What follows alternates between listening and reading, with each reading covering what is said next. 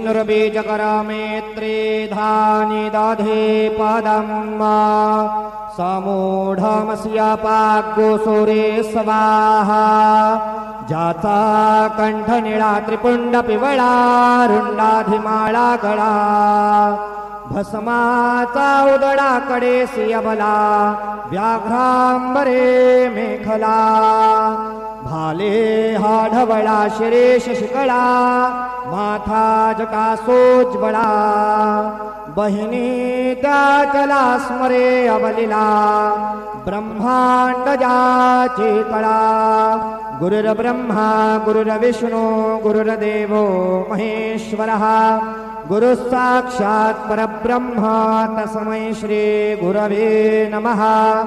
ओम सद्गुरु साईनाथ देवताभ्यो नमः। प्रातः पूजनार्थे गंधाक्षत पुष्पैः संपूज्य अत धूपः।